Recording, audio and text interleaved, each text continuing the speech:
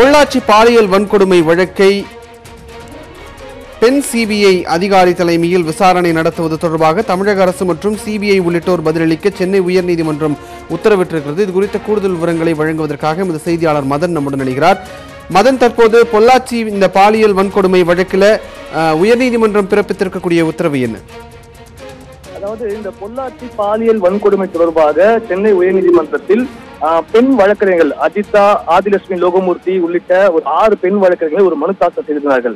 அதாவது தற்போது இந்த விவகாரத்தை பார்க்கும்போது இந்த பாதிக்கப்பட்ட பெண்ணுடைய அண்ணன் கொடுத்த புகாரின் அடிப்படையில் தற்போது திருநாவுக்கரசு உள்ளிட்ட சிலர் கைது செய்யப்பட்டுள்ளார்கள். இருந்த போதும் இது தொடர்பான விசாரணை ஆரம்ப கட்டத்தில் காவல்துறையிடமிருந்து சிபிசிஐடிக்கு மாற்றப்பட்டு பின்னர் சிபிஐக்கு மாற்றப்பட்டுள்ளது. தற்போது தொடர்பாக தமிழக அரசு பிறப்பித்த அந்த அரசாணையில் சரி, அது மட்டுமில்லாமல் இதற்கு முன்னர் அந்த கோவை எஸ்பி கொடுத்த பேட்டியிலும் சரி, பாதிக்கப்பட்ட பெண்ணுடைய பெயரை அவர் வெளியிட்டிருந்தார். அது மட்டுமில்ல, அவர் வெளியிட்டது மட்டுமில்லாமல் அந்த அரசாணையில் சிபிஐக்கு மாற்றப்பட்ட அந்த அரசாணையிலும் அந்த பாதிக்கப்பட்ட பெண்ணுடைய பெயர் விவரங்கள் வெளியிடப்பட்டது. இதை எதிர்த்து ஏற்கனவே தொடர்பான ஒரு சர்ச்சை இருந்தது. அதாவது பாதிக்கப்பட்டு பெண்ணின் பெயரை இது போன்று பொதுவெளியில் வெளியிட்டால் பாதிக்கப்பட்ட மற்ற பெண்கள் இது போன்று புகார் கொடுக்க வர அச்சப்படுவார்கள். எனவே அந்த ஒரு அரசாணையை மாற்ற வேண்டும் என்ற ஒரு கோரிக்கையும் எழுந்து வந்தது. இந்த சூழலில் தொடர்பாக சென்னை உயர்நீதிமன்றத்தில் தாக்கல் செய்யப்பட்ட மனுவில், அதாவது இது போன்று தமிழக அரசு ஒரு மிகப்பெரிய ஒரு தவறை செய்துள்ளது, எனவே உடனடியாக அதில் ஒரு திருத்தம் கொண்டு வர வேண்டும் என்று வாய்மொழியாக ஒரு வாதம் மட்டும் வைக்கப்பட்டது. ஆனால் இந்த வழக்கை பொறுத்த வரைக்கும் முக்கியமான கோரிக்கைகள் என்னவென்றால், அந்த பாதிக்கப்பட்ட பெண்ணுக்கு உளவியல் ரீதியாக அவர் ஆலோசனை வழங்குவதற்கு ஒரு மருத்துவரை நியமிக்க வேண்டும். அவருக்கு இந்த வழக்கு தொடர்பாக அவர் ஆஜராவதற்கும் அந்த சட்ட நுணுக்கங்களை சொல்லி கொடுப்பதற்கும் அவருக்கு சட்ட ரீதியாக உதவுவதற்கு வழக்கறிஞர் ஒருத்தரை நியமிக்க வேண்டும். அது மட்டும் இல்லாமல் தற்போது இந்த வழக்கானது தற்போது சிபிஐக்கு மாற்றப்பட்டுள்ளது. சிபிஐக்கு மாற்றப்பட்டாலும் இந்த வழக்கை சிபிஐ சேர்ந்த ஒரு பெண் உயர் அதிகாரி தலைமையில் நடத்தப்பட வேண்டும். ஆண் அதிகாரி கொண்டு இந்த வழக்கை விசாரிக்க கூடாது என்று கோரிக்கைகளுடன் இந்த மனுவான் தாக்கல் செய்யப்பட்டது. இந்த மனுவானது இன்று தலைமை நீதிபதி அகில் ரமானி மற்றும் துரைசாமி அடங்கிய அமர்வு முன்பு விசாரிக்க வந்தது. அப்போது தமிழக அரசை பொறுத்த வரைக்கும் ஏற்கனவே இந்த விவகாரத்தில் தமிழக அரசு செலுத்தி வருகிறது. இந்த வழக்கை ஆரம்ப கட்டத்தில் மாநில காவல்துறையிடமிருந்து சிபிசிஐடிக்கு மாற்றப்பட்டு தற்போது சிபிஐக்கு மாற்றம் செய்வதற்கு நடவடிக்கை ஈடுபட்டுள்ளது. இது தொடர்பான அரசாணை வெளியிடப்பட்டுள்ளது என்று தெரிவித்தார்கள். மேலும் இது தொடர்பாக இது போன்ற ஒரு புதிய கோரிக்கை, அதாவது சிபிஐக்கு மாற்றப்பட்டாலும் பெண் உயிரிழப்பில் கொண்டுதான் விசாரிக்க வேண்டும் என்பது தொடர்பான அந்த கோரிக்கை குறித்து தமிழக அரசிடம் விளக்கம் கேட்டு பதிலளிப்பதாக தெரிவித்தார்கள். இதனை ஏற்றுக்கொண்டு இது தொடர்பாக ஏப்ரல் 25ஆம் தேதிக்குள்ளாக இந்த பாலியல் வன்கொடுமை தொடர்பான வழக்கு விசாரணை சிபிஐ நடத்தினாலும் ஒரு பெண் உயர் அதிகாரி கொண்டு தொடர்பாக சிபிஐ, டிஜிபி மற்றும் தமிழக அரசு பதிலளிக்க வேண்டும் என்று தற்போது சென்னை உயர்நீதிமன்றம் ஒரு உத்தரவு பிறப்பித்துள்ளது. மதன், தற்போது சிபிஐக்கு பரிந்துரை செய்யப்பட்டிருக்கக்கூடிய இந்த வழக்கில் சிபிஐ விசாரணை முழுமையாக எப்போது தொடங்கும் அப்படின்றது குறித்த தகவல்கள் ஏதேனும் நீதிமன்றத்தில் தெரிவிக்கப்பட்டிருக்கிறதா? தமிழக அரசு பொறுத்த வரைக்கும் இந்த விஷயத்தில் இந்த ஒரு வழக்கு மட்டுமில்ல, இது தொடர்பாக இந்த பாலியல் வன்கொடுமை தொடர்பான தொடரப்பட்ட மற்ற வழக்குகள் கூட தமிழக அரசு கொடுக்கும் ஒரே விளக்கமானது, இந்த வழக்கானது பல்வேறு கோரிக்கைகளை ஏற்றுக்கொண்டு, அதாவது இந்த வழக்கின் முக்கியத்துவத்தை கருத்தில் கொண்டு இதில் பல முக்கிய ஆட்கள் ஈடுபட்டுள்ளார் என்ற ஒரு குற்றச்சாட்டு வெளிவந்த ஒரு காரணத்துக்காக இந்த வழக்கானது மாநில காவல்துறையிடமிருந்து தற்போது சிபிஐக்கு மாற்றப்பட்டுவிட்டது. அது தொடர்பாக தமிழக அரசும் உடனடியாக ஒரு அரசாணை வெளியிட்டிருந்தது. அது மட்டுமில்ல, அரசாணை மட்டும் வெளியிட்டது பிறகு இதை முழுமையாக சிபிஐ வசம் ஒப்படை தொடர்பான நடைமுறைகளை தற்போது மேற்கொண்டு வருகிறோம். சிபிஐ இந்த வழக்கை முழுமையாக எடுத்து விசாரிக்கும் வரை அதுவரைக்கும் சிபிசிஐடி அந்த வழக்கை விசாரித்து வருவதாக தெரிவித்தார்கள். அந்த ஒரு நிலைப்பாடு தற்போது இன்றைய தினமும் மீண்டும் தற்போது நீதிமன்றத்தில் தமிழக தெரிவித்தது. அதாவது தற்போது வரைக்கும் இந்த நிமிஷம் வரைக்கும் இந்த வழக்கை சிபிசிஐடி விசாரித்து வருகிறார்கள். இந்த நடைமுறை, அதாவது இந்த வழக்கு முழுவதுமாக சிபிஐ ஏற்றுக்கொள்ளும் பட்சத்தில் அந்த வழக்கு சிபிஐக்கு மாற்றப்படும். விரைவில் இதற்கான ஒரு முடிவு தெரியும். என்னைக்கு இந்த வழக்கு சிபிஐக்கு மாற்றம் என்ற ஒரு தெளிவான விளக்கத்தை தேதியும் இன்றைய தினம் எந்த ஒரு குறிப்பிடவில்லை. விஷ்ணு.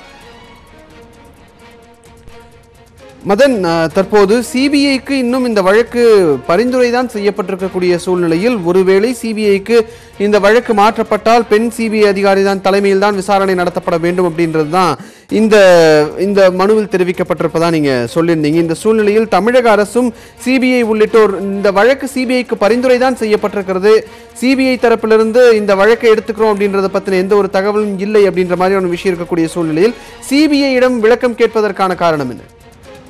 அதாவது இந்த வழக்கை பொறுத்த வரைக்கும் தமிழக அரசு நிலைப்பாட்டை பொறுத்த வரைக்கும் இந்த வழக்கானது சிபிஐக்கு மாற்ற முடிவு செய்யப்பட்டு விட்டது. அதற்கான ஒரு அரசாணை பிறப்பிக்கப்பட்டு விட்டது. தற்போது இந்த வழக்கை என்று எடுத்துக்கொள்வார்கள் என்று தொடர்பாக சிபிஐ முடிவு செய்யும். அதாவது அதற்கான அதிகாரி நியமிக்கப்படுவது உள்ளிட்ட நடைமுறை உள்ளதால் அதற்கான விஷயத்தை சிபிஐ தரப்பு முடிவு செய்ய முடியும்.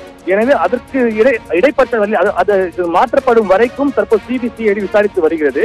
இந்த சூழல் இது போன்ற ஒரு வழக்கை பொறுத்த வரைக்கும் பெண் சிபிஐ அதிகாரி கொண்டு விசாரணை நடத்த வேண்டும் என்ற ஒரு கோரிக்கையுடன் மனு தாக்கல் செய்யப்பட்டது. இந்த விவகாரத்தை பொறுத்த வரைக்கும் பெண் சிபிஐ அதிகாரி நியமிப்பு தொடர்பாக தமிழக அரசு எந்த ஒரு முடிவும் எடுக்க முடியாது. இந்த வழக்கானது சிபிஐக்கு மாற்றப்பட்டு அவர் ஏற்றுக்கொண்ட பிறகு இது தொடர்பான முடிவை சிபிஐ மட்டுமே எடுக்க வேண்டும். எனவே இன்றைய தினம் இந்த வழக்கானது முதல் முறை விசாரணைக்கு எடுத்துக் கொள்ளப்பட்ட நிலையில் இது தொடர்பாக சிபிஐ தரப்பு விளக்கத்தை என்ன எடுத்துள்ளார். அதாவது எப்போது இந்த வழக்கை விசாரணை எடுத்துக் கொள்வார்கள், ஒருவேளை இந்த வழக்கை சிபிஐ விசாரணை எடுத்துக்கொண்டால் சம்மதம் தெரிவித்தாலும் இந்த ஒரு விசாரணை பெண் உயர் அதிகாரி கொண்டு நடத்துவார்களா இல்லையா என்பது தொடர்பான விளக்கங்கள் சிபிஐ தரப்பில் தான் கொடுக்கப்படும். எனவே இந்த வழக்கானது மீண்டும் ஏப்ரல் 25 ஒத்திவைப்புகளில் அன்றைய தினம் விசாரணைக்கு வரும்போது சிபிஐ தரப்பில் ஒருவேளை இந்த வழக்கை என்றையிலிருந்து நாம் விசாரணை எடுத்துக்கொள்ளும் என்பது குறித்தும் ஒருவேளை இதே கோரிக்கை அதாவது பெண் அதிகாரி கொண்டே விசாரணை நடத்துவதற்கு சம்மதம் தெரிவிப்பார்களா இல்லையா என்பது தொடர்பான விவரங்கள் தெரிய வரும். மதன், இவங்க அதாவது 6 பேர் கொண்ட குழுவினர், அஜிதா உள்ளிட்ட 6 பேர் கொண்ட குழுவினர் வந்து இந்த மனுவை தாக்கல் செய்துதான் நீங்க சொல்லியிருந்தீங்க. இந்த சூழ்நிலையில இந்த உத்தரவில் வந்து மதன் நீங்க தொடர்ந்து இணைப்பிலே இருங்க. இந்த சூழ்நிலையில் நம்மோடு இங்க திலகவதி ஐபிஎஸ் ஓய்வு பெற்ற திலகவதி ஐபிஎஸ் நம்மோட இணைப்பில் இருக்கிறார். வணக்கம் திருமதி திலகவதி. தற்போது சென்னை உயர்நீதிமன்றம் சிபிஐ மற்றும் தமிழக அரசு உத்தரவிட வேண்டும், அவங்களோட விளக்கம் தர வேண்டும் என்று ஒரு விஷயம் தெரிவித்திருக்கிறது. உயர் அதிகாரத்தில் இருக்கக்கூடிய பெண் சிபிஐ அதிகாரி இந்த வழக்கில் நியமிக்கப்பட வேண்டும், விசாரணை நடத்தப்பட வேண்டும் அப்படின்னு சொல்லி அதற்கு தமிழக அரசு விளக்கம் அளிக்க வேண்டும் சொல்லியிருக்காங்க. இது குறித்து உங்களுடைய பார்வை? இல்ல, அது மிக சரியானது தாங்க. அஜிதாவுடைய கோரிக்கை வந்து மிக சரியான கோரிக்கை. ஏன்னா இந்த மாதிரியான வழக்குகள்ல வந்து ஒரு பெண் அதிகாரி விசாரிச்சாக்க அந்த அவங்களுக்கு சாட்சிகளாக வர்றவங்களோ அல்லது இந்த மாதிரியான ஒரு தவறுக்கு பலியானவர்களோ கொஞ்சம் விவரமாக பேச முற்படுவார்கள். இது வந்து சாதாரணமான இயற்கையான ஒரு விஷயம்தான் இது. அதனால எதுவுமே குழந்தைகள் பெண்கள் சம்பந்தப்பட்ட விஷயங்கள்ல வந்து பெண் காவல்துறை அதிகாரிகளை நாம வந்து பயன்படுத்துவது நம்ம வழக்கு சரியான பாதையில் செல்வதற்கு, புலன் விசாரணை சரியான பாதையில் செல்வதற்கு மிகவும் உதவியாக இருக்கும் அப்படின்றது வந்து ஒரு காமன் சென்ஸ் தான். ஸோ அதுதான் வந்து சட்டமும் சொல்லுது. ஸோ அதை தான் வந்து அஜிதா குழுவினர் வந்து வலியுறுத்துறாங்க. இது அவ்வளவுதான், வேற என்ன. இப்போ இந்த சூழ்நிலையில வந்து சொல்லுங்க திருமதி சொல்லுங்க. இப்ப தற்போது இருக்கக்கூடிய இந்த சூழ்நிலையில ஒரு பெண் உயர் அதிகாரி வரணும் அப்படின்னு சொல்லி மனு தாக்கல் செய்யப்பட்டிருக்கிறது. இந்த விஷயத்துல தமிழக அரசும் பதிலளிக்கணும் அப்படின்னு சொல்லியிருக்காங்க. தமிழக அரசு வந்து ஏற்கனவே இந்த வழக்கை சிபிஐக்கு பரிந்துரை செய்து விட்டதாக தெரிவித்திருக்கிறார்கள். சிபிஐ தரப்பிலிருந்து இந்த வழக்கை ஏற்றுக்கொள்வதில் இந்த தாமதம் ஏன் அப்படின்னு நினைக்கிறீங்க? சொன்ன உடனே சிபிஐ இந்த வழக்கை ஏற்றுக்கொண்டு விட்டது. அவங்க ஏற்றுக்கொண்ட உடனேயே இவங்க நம்ம தமிழக கிரைம் பிரான்ச் அதை விசாரிக்கிறத நிறுத்தி இருக்கணும். ஆனா அவங்க தொடர்ந்து விசாரிச்சுட்டே இருக்கிறாங்க. சிபிஐல இருந்து அவங்க அதிகாரிகளை வந்து நியமிச்சு உடனடியாக நடவடிக்கை மேற்கொள்ளணும். அதை அவங்க தாமதப்படுத்துறாங்க. இதெல்லாம் தான் வந்து சந்தேகத்துக்குரியதாக இருக்குது. இது குறித்துதான் விளக்கம் கேட்கிறோம். இவங்க வந்து எதுக்கு தொடர்ந்து சிபிஐ எடுத்துக்கிறேன்னு சொல்லிட்டு பின்னாலையும் கூட கிரைம் பிரான்ச் இதை விசாரிக்க வேண்டிய அவசியம் என்ன அப்படிங்கிறத பற்றி தமிழக அரசு விளக்கம் தேவையாக இருக்குது. அது சிபிஐ வழக்கை ஏற்றுக்கொண்டு விட்ட பிறகும் கூட உடனடி நடவடிக்கையை ஏன் எடுக்கவில்லை அப்படின்றத பற்றின விளக்கமும் நம்மளுக்கு தேவையாக இருக்குது. நன்றி திருமதி திலகவதி, உங்களுடைய தகவல்களுக்கு. பொள்ளாச்சி பாலியல் வன்கொடுமை வழக்கை உயர் பெண் சிபிஐ அதிகாரி தலைமையில் விசாரணை நடத்துவது தொடர்பாக தமிழக அரசும் சிபிஐ உள்ளிட்டோரும் பதிலளிக்க சென்னை உயர்நீதிமன்றம் உத்தரவிட்டிருக்கிறது. இது குறித்த கூடுதல் விவரங்களை தற்போது நாம் பார்த்தோம்.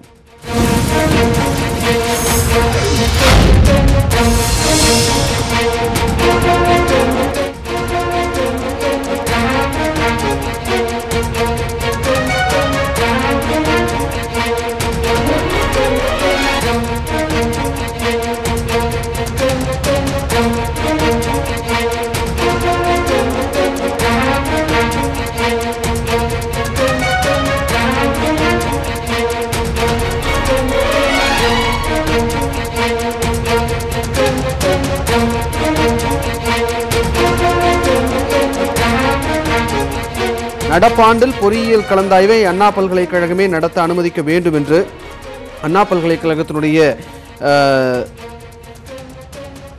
துணைவேந்தர் சூரப்பா அவர்கள் தமிழக அரசிற்கு ஒரு கடிதம் ஒன்றை எழுதியிருக்கிறார். இது குறித்த கூடுதல் விவரங்களை வழங்குவதற்காக எமது செய்தியாளர் கீதன் நம்முடன் இணைகிறார். கீதன், தற்போது சூரப்பா அவர்கள் இந்த கடிதத்தை எழுதுவதற்கான காரணம் என்ன? அண்ணா பல்கலைக்கழகம் இந்த கலந்தாய்வை நடத்துவதில் இருக்கக்கூடிய சிக்கல் என்ன? இது குறித்த கூடுதல் விவரங்களை பதிவு பண்ணுங்க. கடந்த 20 ஆண்டுகளுக்கு மேலாக அண்ணா பல்கலைக்கழகம் தமிழகத்தில் இருக்கக்கூடிய இந்த பொறியியல் மாணவரிடங்களை கலந்தாய்வின் மூலமாக நடத்தி வருகின்றது. கடந்த ஆண்டு ஆன்லைன் கலந்தாய்வு முறையை அறிமுகப்படுத்தியது. அதாவது தமிழ்நாடு பொறியியல் மாணவர் சேர்க்கையினுடைய தலைவராக கடந்த பல ஆண்டுகளாக பல்கலைக்கழகத்தினுடைய துணைவேந்தராக இருக்கக்கூடியவர்கள் பொறுப்புகளை வகித்து வந்தனர். இந்த நிலையில் தமிழக அரசு ஒரு புதிய அரசாணை ஒன்றை வெளியிட்டது. அதில் உயர்கல்வித்துறை செயலாளர் மற்றும் தொழில்நுட்ப கல்வி இயக்குனர் ஆகியோரை உறுப்பினராக சேர்த்து அரசாணை வெளியிடப்பட்டது. இது தன்னை கலந்தாலோசிக்காமல் அரசு தன்னிச்சையாக முடிவெடுத்திருப்பதாக அண்ணா பல்கலைக்கழக துணைவேந்தராக பொறுப்பு வகிக்கக்கூடிய சூரப்பா குற்றம் சாட்டியிருந்தார். உடனடியாக அரசு அந்த அரசாணை திரும்ப பெற வேண்டும் என்று வலியுறுத்தியிருந்தார். ஆனால் அரசு அவருடைய கோரிக்கை ஏற்க மறுத்துவிட்டது. இந்த நிலையில் தமிழ்நாடு பொறியியல் மாணவர் சேர்க்கையினுடைய தலைவர் பதவியிலிருந்து சூரப்பா ராஜினாமா செய்துவிட்டார். அதே போல அண்ணா பல்கலைக்கழகம் இந்த ஆண்டு பொறியியல் கலந்தாய்வை நடத்தாது என்றும் அவர் அதிரடியாக அறிவிப்பை வெளியிட்டார். இந்த சூழ்நிலையில் தான் அண்ணா பல்கலைக்கழகத்திற்கும் உயர்கல்வித்துறைக்குமான அந்த மோதல் போக்கு அதிகரித்து வந்தது. கலந்தாய்வை யார் நடத்துவது என்றும் தற்போது வரை கேள்விக்குறி எழும்பியிருக்கின்றது. இந்த நிலையில்தான் அண்ணா பல்கலைக்கழக துணைவேந்தர் சூரப்பா அரசுக்கு கடிதம் ஒன்று எழுதியிருக்கிறார். அதில் இந்த ஆண்டு மட்டும் அண்ணா பல்கலைக்கழகத்தை கலந்தாய்வை நடத்த அனுமதிக்க வேண்டும் என்று அந்த கடிதத்தில் அவர் கோரிக்கை விடுத்திருக்கின்றார். ஏனென்றால் மோதல் வலுத்த நிலையில் தொழில்நுட்ப இயக்குநரகம் கலந்தாய்வை நடத்தும் என்று தமிழக அரசின் சார்பில் தெரிவிக்கப்பட்டது. ஆனால் அந்த கலந்தாய்வை நடத்துவதற்கான எந்த விதமான ஏற்பாடுகளும் இதுவரை தொடங்கப்படவில்லை. அந்த ஆன்லைன் மூலமாக கலந்தாய்வை நடத்துவதற்கான அந்த மென்பொருள் எல்லாம் அண்ணா பல்கலைக்கழக வசம் உள்ளன. அதே போல அதிகாரிகளும் அலுவலர்களும் அண்ணா பல்கலைக்கழக வசம் இருக்கின்றார்கள். எனவே தொழில்நுட்ப இயக்குநரகம் கலந்தாய்வு நடத்துவதற்கான முயற்சிகளுக்கு அண்ணா பல்கலைக்கழகம் ஒத்துழைப்பு வழங்காது என்கின்ற காரணத்தால் இந்த ஆண்டு கலந்தாய்வை நல்ல முறை நடத்த வேண்டும் என்கின்ற அந்த அடிப்படையில் அண்ணா பல்கலைக்கழகம் இந்த கோரிக்கையினை தற்பொழுது அரசுக்கு வைத்திருக்கின்றது. இதன் காரணமாக தான் தற்போது துணைவேந்தர் சூரப்பா அரசுக்கு கடிதம் எழுதியிருக்கின்றார். இந்த கடிதத்தில் அவர் பல்வேறு அம்சங்களை குறிப்பிட்டிருக்கின்றார். அதன் அடிப்படையில் அண்ணா கலந்தாய்வை உடனடியாக குறித்த நேரத்தில் நடத்த வேண்டும் என்றால் அதற்கு அண்ணா பல்கலைக்கழகம் மட்டுமே ஒத்துழைப்பு வழங்க முடியும். எனவே மாணவர்களுடைய நலன் கருத்தில் கொண்டு இந்த ஆண்டு அண்ணா பல்கலைக்கழகமே கலந்தாய்வை நடத்துவதற்கு அரசு அனுமதிக்க வேண்டும் என்கின்ற அந்த கோரிக்கையை முன்வைத்திருக்கின்றார். கீதன், உயர்கல்வித்துறைக்கும் அண்ணா பல்கலைக்கழகத்திற்குமான மோதல் ஒரு புறம் இருக்கக்கூடிய இந்த சூழ்நிலையில இந்த ஆண்டு இந்த கவுன்சிலிங் என்பது நடைபெறுவதற்கான சாத்தியக்கூறுகள் எந்த அளவுக்கு இருக்கிறது? இது ஒரு தேர்தல் காலம் அப்படின்ற இருக்கக்கூடிய இந்த சூழ்நிலையில இந்த மோதல்களுக்கு இடையில கவுன்சிலிங் அப்படிங்கிறதுல இருக்கக்கூடிய சிக்கல்கள் என்ன? நடைபெறுவதற்கான வாய்ப்புகள் சூரப்பா அவர்கள் கேட்டதை போல அண்ணா பல்கலைக்கழகம் நடத்துவதற்கான வாய்ப்புகள் எந்த அளவுக்கு இருக்கிறது? தற்பொழுது இப்பொழுது இருக்கக்கூடிய நிலைமையை பொறுத்த வரையில் அண்ணா பல்கலைக்கழகம் எந்த விதமான ஒத்துழைப்பையும் அரசுக்கு வழங்காது. அதாவது தொழில்நுட்ப இயக்குநரகம் தான் இந்த ஆண்டு கலந்தாய்வு நடத்த வேண்டும் என்று அரசு தெரிவித்த நிலையில் அண்ணா பல்கலைக்கழகம் எந்த விதமான ஒத்துழைப்பையும் வழங்காது என்று சூரப்பா தரப்பில் அதிரடியாக அரசுக்கு தெரிவிக்கப்பட்டு விட்டது. ஆனால் அரசும் இதுவரை இது குறித்து எந்த விதமான உறுதியான நடவடிக்கைகளையும் மேற்கொள்ளவில்லை. அண்ணா பல்கலைக்கழகத்திற்கும் உயர்கல்வித்துறைக்குமான அந்த மோதல் போக்கை தீர்ப்பதற்கான நடவடிக்கைகளையும் உயர்கல்வித்துறை இதுவரை மேற்கொள்ளவில்லை. இந்த நிலையில் பார்க்கின்ற பொழுது அடுத்த மாதம் முதல் வாரத்தில் கலந்தாய்வை நடத்துவதற்கான அந்த அறிவிப்பு என்பது அரசிடமிருந்து வர வேண்டும். ஆனால் அதற்கான முன்னெடுப்புகளும் தற்பொழுது வரை இல்லை. அதாவது இந்த ஆன்லைன் மூலமாக கடந்த ஆண்டுதான் தற்பொழுது பொறியியல் மாணவர் சேர்க்கை முறை அறிமுகப்படுத்தப்பட்டிருக்கின்றது. அந்த அடிப்படையில் இந்த கலந்தாய்வை நடத்துவதற்கான அந்த மென்பொருள் தொழில்நுட்பங்களாகட்டும், அதே போல அந்த கலந்தாய்வை நடத்துவதற்கான அலுவலர்கள், அதிகாரிகள் உள்ளிட்ட அந்த தொழில்நுட்பங்களை அறிந்தவர்கள் அண்ணா பல்கலைக்கழகத்தில் தான் இருக்கின்றார்கள். எனவே அரசு தொழில்நுட்ப இயக்குநரகத்தால் முழு அளவில் கலந்தாய்வை நடத்துவது என்பது சாத்தியமில்லாத ஒன்று இப்போது இருக்கக்கூடிய நிலையில், எனவே அண்ணா பல்கலைக்கழகம் மட்டுமே கலந்தாய்வு நடத்துவதற்கான அந்த வாய்ப்புகள் பெருமளவில் இருக்கக்கூடிய நிலையில் அரசு இந்த பிரச்சனைக்கு துணைவேந்தர் சூரப்பாவை அழைத்து பேச்சுவார்த்தை மூலமாக ஒரு சுமூக தீர்வு கண்டால் மட்டுமே குறித்த நேரத்தில் கலந்தாய்வு நடைபெறும். இல்லை என்றால் இந்த ஆண்டு பொறியியல் கலந்தாய்வு கடந்த ஆண்டுகளைப் போல திட்டமிட்டபடி நடைபெறாது. அது காலதாமதமாகத்தான் பொறியியல் கலந்தாய்வு இந்த ஆண்டு நடைபெறுவதற்கான சூழ்நிலையை தற்பொழுது நிலவுகின்றது.